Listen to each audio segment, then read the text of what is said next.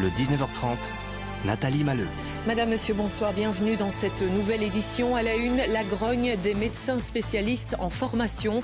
Leur rythme de travail est soutenu, mais leur salaire bien trop faible selon eux. Reportage dans un instant.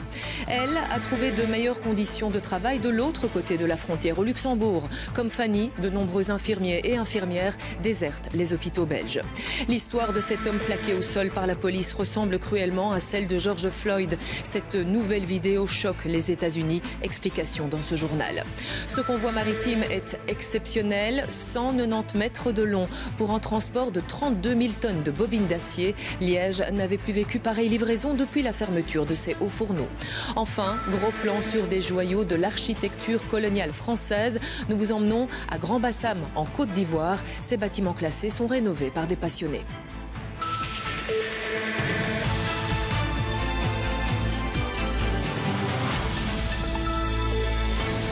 Arrêt de travail, action de protestation, les médecins spécialistes de demain expriment leur mécontentement. Ils enchaînent les heures de formation et selon eux, les rémunérations ne suivent pas. Ces futurs spécialistes en ont ras-le-bol. Voyez ce reportage d'Hicham Boukrouf, Sibel Ceylan, Radouane El Baroudi et Isabelle Oyzen à l'hôpital d'Ixelles. Il est 7h30, Jordan Marcelis arrive à l'hôpital. Ce médecin en formation de chirurgie sait quand sa journée commence, mais pas quand elle se termine.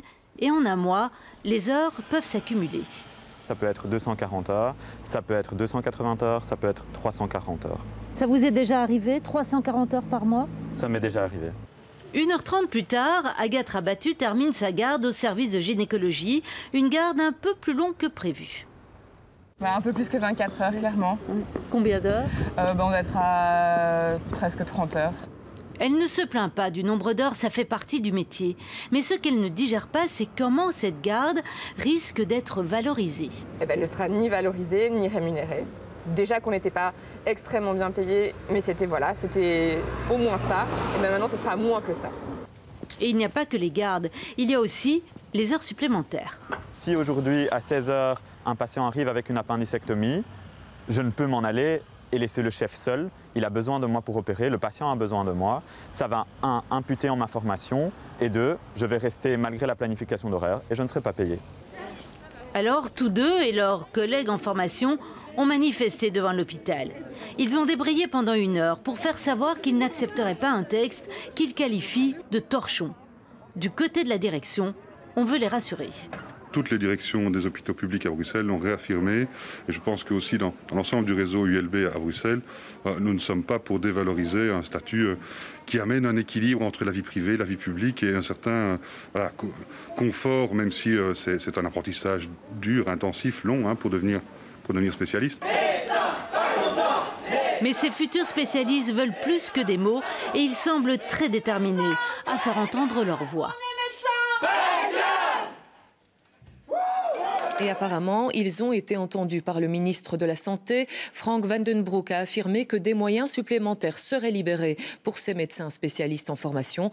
Le ministre n'a pas précisé combien. Les infirmiers et infirmières réclament eux aussi de meilleures conditions de travail associées à de meilleurs salaires. Et pour certains, la situation idéale, elle est juste de l'autre côté de la frontière, au Luxembourg. Les conventions sont très attractives. Résultat, les hôpitaux frontaliers se vident de leur personnel infirmier. Anne Claessens, François Roideau et Daniel Welter. Fanny Thierry est sage-femme depuis plus de 20 ans. Il y a 3 ans, elle quitte la maternité de Libramont pour le Grand-Duché.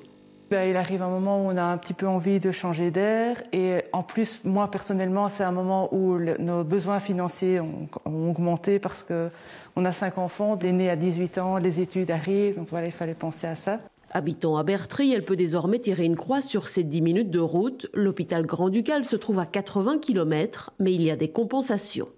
En Belgique, à temps plein, avec 5 enfants à charge, j'étais à un peu plus de 3 000 €. Et ici, au Luxembourg, je suis à 4 800 à 3/4 temps. Travailler moins pour gagner plus, ils sont nombreux à franchir la frontière. Au grand désespoir des hôpitaux belges, évidemment. Parce qu'on y travaille pendant quelques années, on est formé, on acquiert quand même une expérience, voire une expertise, et puis on s'en va vers d'autres horizons. Et donc en Belgique, ils recommencent à zéro avec des gens qui sortent de l'école. C'est un petit peu violent quand même, clairement. Depuis janvier, dans les hôpitaux de la province de Luxembourg, on compte déjà 30 départs. L'exode du personnel soignant vers le Grand-Duché n'est pas neuf, mais la crise sanitaire a remis en lumière le problème. Je vais regarder votre voie centrale. Que ce soit en termes, je vais dire, de fiscalité, mais que ce soit également en termes de reconnaissance par rapport à la pénibilité quelque part du métier, puisque les carrières soignantes et donc infirmières sont nettement plus courtes au niveau du Grand-Duché par rapport à la Belgique. Aujourd'hui, les hôpitaux de la province contre-attaquent avec davantage de formation et du parrainage pour les plus jeunes. Ça leur permet de pouvoir acquérir déjà une petite expérience professionnelle, mais ça permet également de pouvoir être intégré dans nos équipes, de découvrir de l'intérieur les différentes disciplines, spécialités, et partant de là, de pouvoir les encourager à rejoindre nos équipes. Ici, on compte aussi beaucoup sur la revalorisation salariale du gouvernement fédéral et le fonds blouse blanche. Reste à voir si tout cela suffira. Une question de salaire encore. Le gouvernement fédéral réunit patrons et syndicats en ce moment. Les deux parties ne sont pas parvenues à boucler un accord sur la norme d'augmentation salariale pour cette année et l'année prochaine. Alors, ils ont renvoyé la balle au gouvernement, mais celui-ci botte en touche. Bonsoir Rachel Crivellaro. Pour nos autorités, les partenaires sociaux doivent trouver un accord et il reste 2 jours.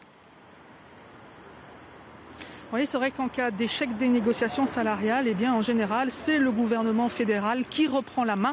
Mais vous l'avez dit, à 2 jours de la date butoir, le gouvernement fédéral préfère renvoyer la patate chaude à l'expéditeur. Le gouvernement fédéral qui n'a pas vraiment envie de devoir régler un problème qu'il sait explosif pour la majorité gouvernementale et qui prie donc les partenaires sociaux de remettre le couvert. Écoutez le Premier ministre Alexander De Croo. Je reste convaincu qu'un accord social équilibré, tenant compte des sensibilités de tout le monde, demeure la meilleure solution. C'est ce qu'on attend des partenaires sociaux, c'est de faire preuve d'un minimum de bonne volonté et de créativité. Le Premier ministre Alexander De Croo qui cherche aussi à calmer le jeu à la veille du 1er mai, le jour de la fête du travail, une date aussi symbolique que politique et qui commence déjà un peu à échauffer les esprits, notamment chez les socialistes qui préviennent s'il n'y a pas d'accord salarial équilibré, il n'y aura pas non plus d'augmentation des bonus et des dividendes. Pierre-Yves Dermagne, le ministre du Travail. La famille socialiste a été claire par rapport à cela. S'il n'y a pas de marge suffisante pour récompenser les travailleuses et les travailleurs avec des primes conséquentes, s'il n'y a pas de marge suffisante pour pouvoir discuter de l'amélioration du salaire minimum, alors pour nous, il est clair aussi qu'il n'y a pas de marge suffisante pour pouvoir augmenter les rémunérations des dirigeants d'entreprise ou pour distribuer des dividendes. Alors il reste maintenant à voir ce qu'en pensent les principaux intéressés, les partenaires sociaux. Ils sont actuellement reçus par le Premier ministre et par le ministre du Travail. L'objectif, c'est de remettre tout le monde à la table des discussions et qui sait trouver un accord libérateur avant le 1er mai. Merci à vous Rachel. Une mise en garde à présent. Si vous avez l'habitude d'acheter des produits sur Internet hors Union européenne, cela vous coûtera plus cher à partir du 1er juillet. Laurent Rare, bonsoir. L'Europe va appliquer une taxe. Oui, pour bien comprendre, prenons 4 noms bien connus dans l'achat en ligne. Regardez, Amazon, AliExpress, Shein et Switch. Ils ont tous enregistré un boom des ventes grâce au confinement, grâce à des prix très concurrentiels. Le principe, jusqu'à présent, c'est qu'on paie une taxe uniquement si la valeur du bien dépasse 22 €. Le problème, c'est que le prix est indiqué par le vendeur. Du coup, vous pouvez imaginer qu'il y a des abus et aussi un manque à gagner pour l'Union européenne. Cela va changer à partir du 1er juillet. Il y aura une taxe de 20% sur tous les produits, peu importe leur valeur. Exemple, si vous achetez un bien de 10 € sur AliExpress, il vous coûtera 12 € et peut-être même plus si le vendeur répercute les frais sur le consommateur. Et cette taxe, elle concernera tous les envois ? Pas dans l'immédiat, cela va se faire par étapes. Voici le calendrier. Le 1er juillet 2021, la taxe sera appliquée uniquement sur les envois express par avion. Le 1er mars 2023 sur les envois par fret aérien. Et puis le 1er mars 2024 sur tous les envois, peu importe le mode de transport. Attention aussi, les contrôles douaniers vont être renforcés. Du coup, attendez-vous à ce que les délais de livraison soient un peu plus longs. Merci à vous Laurent pour ces explications. Vous parliez de livraison, en voici une de poids. 32 000 tonnes de bobines d'acier ont été débarquées au port autonome de Liège en quelques jours. Elles ont voyagé sur d'immenses barges venues d'Anvers. À Liège, François Roideau, Jérôme Deneville, Christophe Zenko et Marc Mellon. 32 000 tonnes de bobines d'acier en provenance d'Inde sont arrivées à Liège. Elles ont d'abord transité par Anvers avant d'être acheminées dans des bateaux de 190 mètres de long. Depuis la fermeture des hauts fourneaux en 2011, les Liégeois n'avaient plus vu de transport similaire. Les opérations sont très organisées. On a 2 grues qui déchargent simultanément l'avant et l'arrière du bateau pour que l'équilibre du bateau soit préservé. Ça, c'est l'opération de sécurité. Ensuite, pour optimiser les mouvements des grues depuis le bateau jusqu'au stock, une intelligence artificielle détermine et indique au pontier l'emplacement où il faut déposer la bobine qui est géolocalisée. Au total, il y a 1340 bobines d'acier. Le prix à la pièce est d'environ 10 000 €. Une société anversoise s'était chargée de coordonner le transport. La bobine coûte en effet beaucoup d'argent. Nous ne pouvons en aucun cas perdre une bobine. D'ailleurs, durant tout le processus, durant toutes les opérations, chaque bobine est comptée durant le rechargement et le déchargement. Ces manutentions vont sans doute se multiplier en bordure de Meuse. Ce type d'acier est communément fabriqué dans le monde entier et nos clients ont tendance à diversifier leurs sources d'approvisionnement. Et donc ici, c'est une marchandise indienne, demain ce sera une égyptienne, demain ce sera une hollandaise ou une japonaise, une coréenne, un peu partout on fait de l'acier. En une semaine, cette quantité d'acier sera transformée par une société liégeoise. Cet acier va être d'abord livré dans l'usine qui se trouve à proximité de Renory. Il va être progressivement transformé en diverses qualités, avec des revêtements de galvanisation pour en faire du fer blanc, avec de l'étain. Et donc, in fine, il va finir en véhicule, en électroménager ou en boîte de conserve. Au niveau de l'environnement, ce transport fluvial a une plus-value, car il aurait fallu 1340 camions pour transférer ces bobines d'Anvers à Liège. Oui, le transport alternatif, autre que par la route, c'est une des pistes du plan de relance économique et sociale belge. Il sera financé par 6 milliards de fonds européens. Autre pilier, l'investissement dans les technologies numériques. Mais comment favoriser le développement digital tout en renforçant la cohésion sociale? Réponse avec Rachel Crivellaro et Rida Benmouda. Il se murmure que le roi Albert y faisait ses emplettes. La coutellerie du roi, fournisseur de la cour, vénérable institution créée en 1750 et qui s'est retrouvée bien dépourvue quand la crise sanitaire fut venue, privée du jour au lendemain de sa clientèle d'amateurs. Quand on a eu le premier confinement, on s'est retrouvés du jour au lendemain isolés, coupés du monde. Et on a voulu avoir un contact avec les clients et les clients potentiels. On avait un site internet déjà avant la crise, mais on n'avait pas encore développé un e-shop. Pour retrouver ses clients, Anne-Silène a pu compter sur l'aide de MyMarket, une agence digitale solidaire qui forme aux techniques du marketing numérique. Ce sont ses étudiants, pour la plupart en reconversion professionnelle, qui lui ont soufflé l'idée d'un magasin en ligne. On essaye donc d'un peu faire le point des besoins avec la personne, donc avec le commerçant qu'on aide, pour essayer de trouver la solution la plus adaptée à sa situation. Et donc c'est via un accompagnement vraiment personnalisé, un espèce de coaching qu'on a pu les aider à créer un e-shop en fait de A à Z et à mettre leurs produits en vente dessus. MyMarket, c'est un des nombreux programmes hébergés par Bicentral, un campus numérique. Hors Covid, cette ruche digitale accueille plus d'1 millier d'étudiants par jour, venus de tous les horizons à la recherche d'un débouché professionnel. Comme Ahmad, arrivé il y a 5 ans, ce jeune réfugié syrien s'est lancé dans le codage. À la base, je suis photographe, mais j'ai aimé tout le temps le code. Pour moi, c'était la meilleure chance, la meilleure opportunité pour trouver un travail ou un stage tout de suite, parce que maintenant, tout le monde dirige vers le code, le site, toutes les choses, on les fait en ligne. Aujourd'hui, Bicentral affiche un taux d'insertion professionnelle proche des 100%. En ces temps de pandémie, le numérique, c'est aussi une planche de salut pour certains. Comme Gemma, rentrée du Canada, elle s'est retrouvée coincée en Belgique après le premier confinement. J'ai travaillé 4 ans comme adjointe administrative, secrétaire, réceptionniste. Et puis j'ai eu envie de challenge et de changement. Et donc le monde du numérique m'a beaucoup attirée depuis très longtemps. Et en temps de Covid, oui, c'est plus qu'indispensable. Bicentral s'inscrit en tout cas dans la philosophie du plan de relance, le genre de formule censé contribuer à relancer la machine. On voit que l'enjeu aujourd'hui, c'est de pouvoir recruter du talent. C'est pour des commerçants qui aujourd'hui vivent une situation économique très difficile, de pouvoir trouver des clients en ligne, de pouvoir non seulement construire des outils physiques, mais aussi d'accompagner ça de cerveau humain et de pouvoir donner les compétences aux gens pour participer à ce monde numérique. Carrefour digital et social, Bicentral n'en reste pas moins une goutte d'eau dans l'océan numérique. Rien qu'en Fédération Wallonie-Bruxelles, les entreprises sont toujours à la recherche de 30 000 développeurs. Et les détails de ce plan de relance belge seront transmis demain à la Commission européenne. Nous en parlerons dans Jeudi en prime avec notre invité, le secrétaire d'État Thomas Dermine. En attendant, vous assisterez à un don de cheveux solidaire. Ils seront transformés en perruques à prix réduit. La Chine prend position dans l'espace. Elle vient de lancer le premier des 3 éléments de sa future station spatiale. Et puis, jardin partagé, potager collectif. Vous verrez comment on y cultive aussi les relations humaines.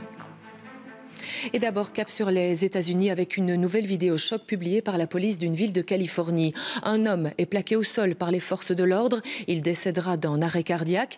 Des faits qui font immédiatement penser aux circonstances de la mort de George Floyd. D'ailleurs, attention, les images peuvent choquer les plus sensibles. Thibaut Chuffard et Quentin Warlop. C'est un contrôle de police a priori banal, filmé par les policiers eux-mêmes. Le jeune homme s'appelle Mario Gonzalez. Il ne répond pas et fait mine de passer son chemin. Le jeune homme ne collabore pas. Les officiers tentent alors de l'immobiliser.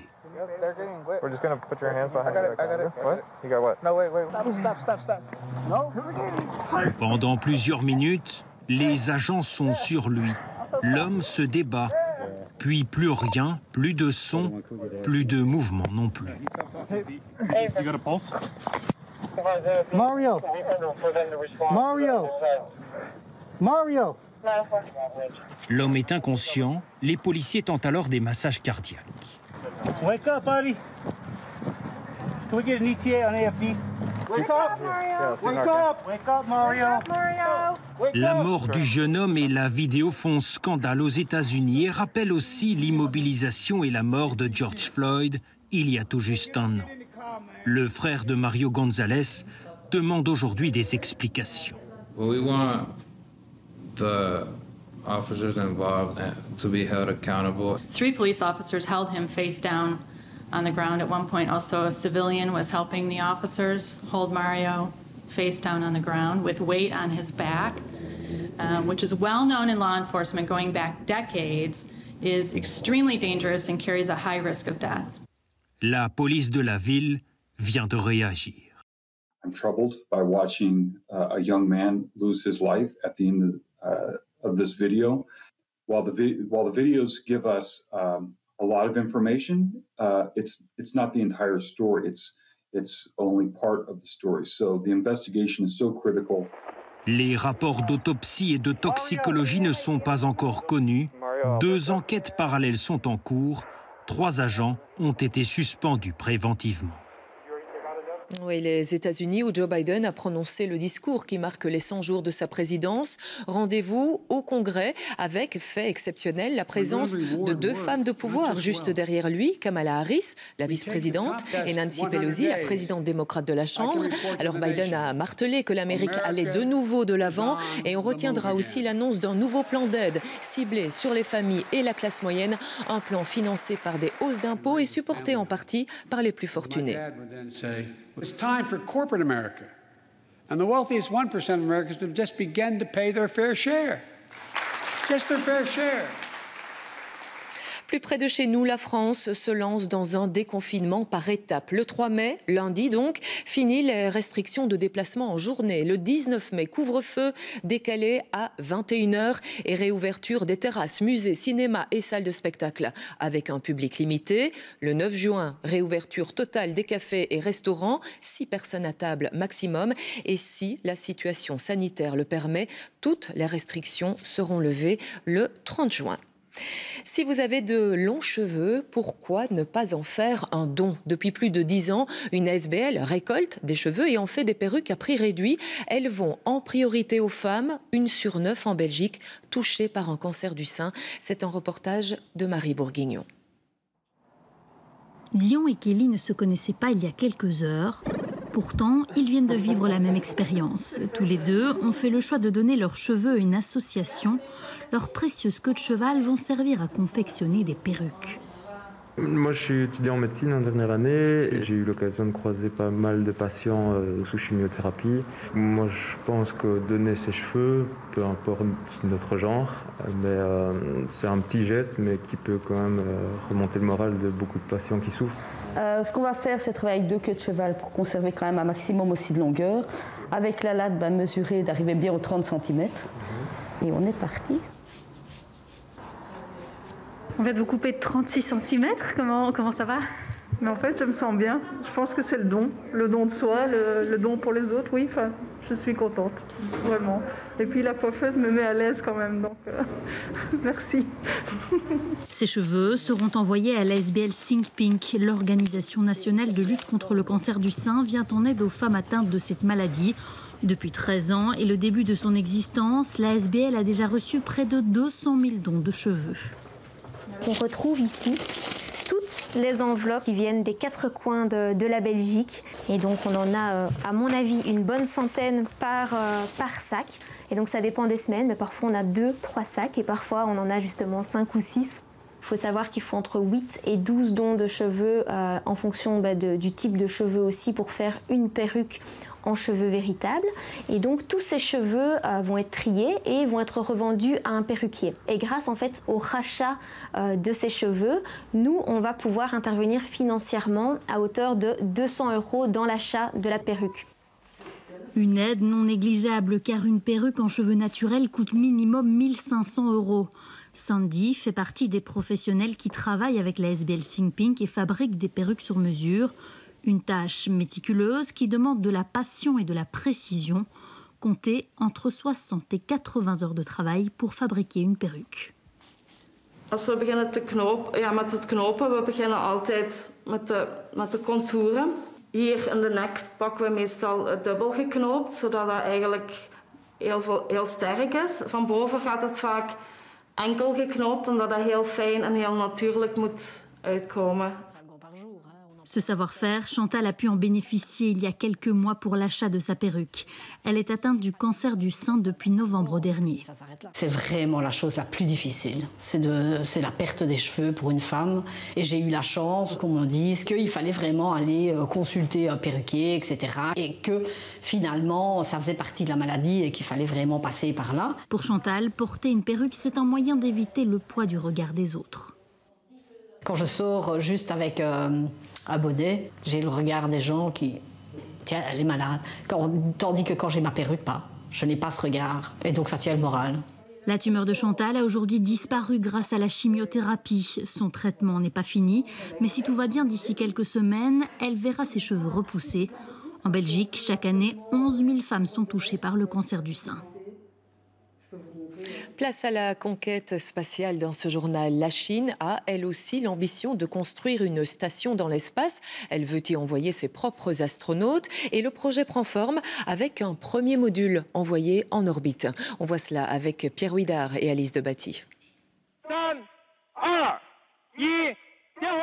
C'est un décollage réussi pour Harmonie Céleste hier depuis le centre de lancement de Wenchang. Ce module est le premier des 3 éléments de la future station spatiale chinoise. Son assemblage devrait s'étaler sur plus d'1 an avec le lancement dans l'espace d'une dizaine de missions supplémentaires. Ce n'est qu'après la vérification de certaines technologies clés du module de base dans l'espace que nous pourrons lancer le vaisseau spatial habité pour assurer la sécurité des astronautes. Comme ces derniers doivent sortir de la capsule, le vaisseau spatial cargo doit envoyer des fournitures à temps. Puis le vaisseau spatial habité peut être lancé. Ils sont tous connectés. Ce projet ambitieux devrait permettre à Pékin, à terme, d'avoir des astronautes en permanence dans l'espace.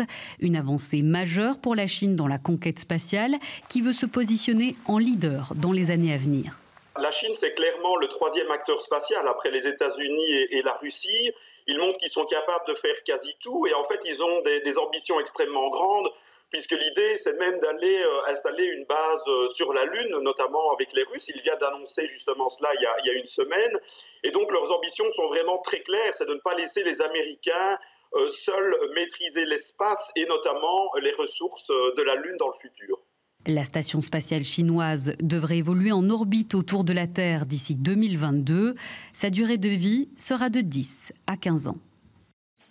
Allez, retour sur la terre ferme avec des jardins partagés. Ils sont de plus en plus nombreux, une vingtaine à Bruxelles, quelques 500 en Wallonie. Des citoyens disposent d'une petite parcelle de terre cultivable et ces jardins se transforment aussi en espace de réinsertion sociale. C'est un reportage de Michel Téchy, Pierre Brouir et Isabelle Heusen du côté de Villers-la-Ville. Derrière la ferme de l'abbaye de Villers, il y a un jardin extraordinaire. Pas en raison de ce qu'on y plante, non, ce qui le rend particulier, c'est son concept. Il s'agit d'un jardin partagé. L'idée, c'est André Sterckx qui l'a eue. On était alors en 2004. À cette époque, le concept de jardin partagé n'en était encore qu'à ses débuts. Au départ, quand j'en parlais à mes amis, les gens me disaient ça n'a jamais marché ton truc, tout le monde a un jardin, on ne va pas le louer. Mais ce n'est pas une question de louer, c'est une question de rencontrer des autres. Et c'est cette idée de rencontre qui a séduit Arlette de Meyer. Elle a beau avoir un jardin chez elle, pour cultiver, c'est ici qu'elle vient. Et elle loue cette parcelle depuis une bonne dizaine d'années. Ce qui me plaît, c'est déjà de travailler la terre. Ce qui me plaît aussi ici, c'est de rencontrer des gens, en fait. Parce que c'est vrai, on pourra avoir son potager dans son jardin, mais on rencontre personne. Tandis qu'ici, il y a quand même tout ce côté social qui est quand même fort agréable. Ce jour-là, Arlette était seule à être venue jardiner. Mais c'est plutôt rare. Les 27 parcelles sont toutes attribuées et les jardiniers sont de tous les âges. Il y a des jeunes, des milieux de vie, il y a des pensionnés, donc il y a vraiment tous les âges.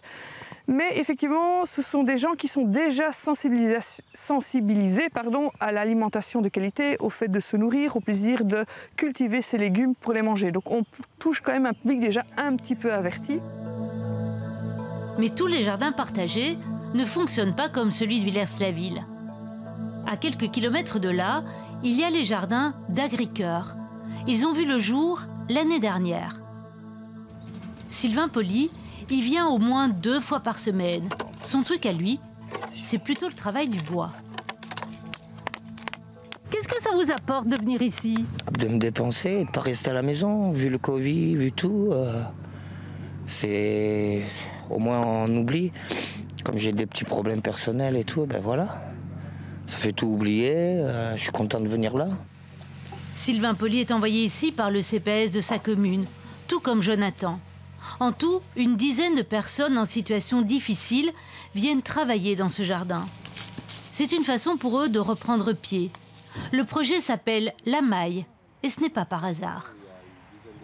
La maille, c'est vraiment que chaque personne vient s'imbriquer pour pouvoir fournir et être plus fort et plus solidaire ensemble pour améliorer déjà leur train de vie quotidien, mais aussi pouvoir fournir des produits de qualité.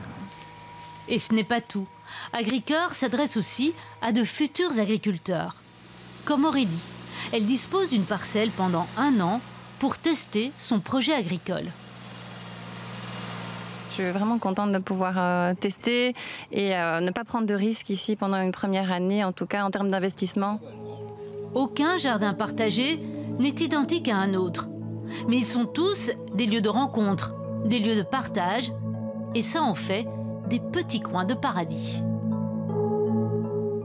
Un autre coin de paradis à plus de 5000 km à vol d'oiseau. Nous allons à Grand Bassam, non loin d'Abidjan, en Côte d'Ivoire. Cette ancienne capitale coloniale française est désormais une station balnéaire très prisée et elle abrite des bâtiments classés au patrimoine mondial de l'UNESCO.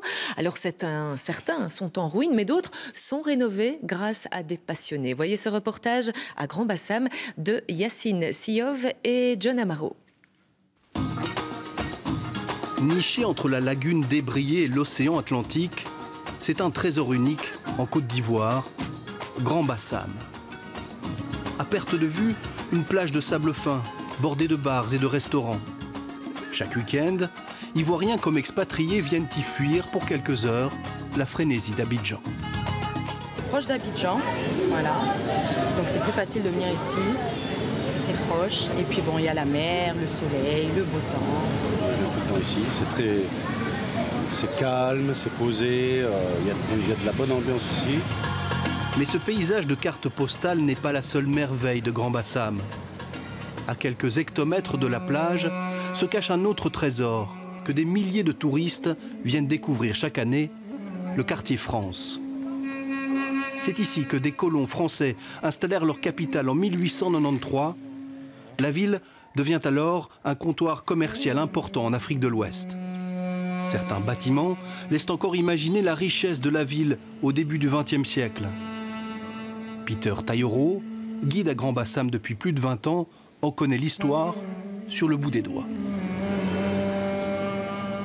On est précisément à la maison Ganamé. La maison Ganamé, c'est celle-là même qui a marqué l'histoire commerciale de la Côte d'Ivoire à l'époque coloniale. Cette maison date de 1920. Donc c'était une maison où là on vendait d'abord les objets de luxe, les parfums, et les habits de valeur et tout ça.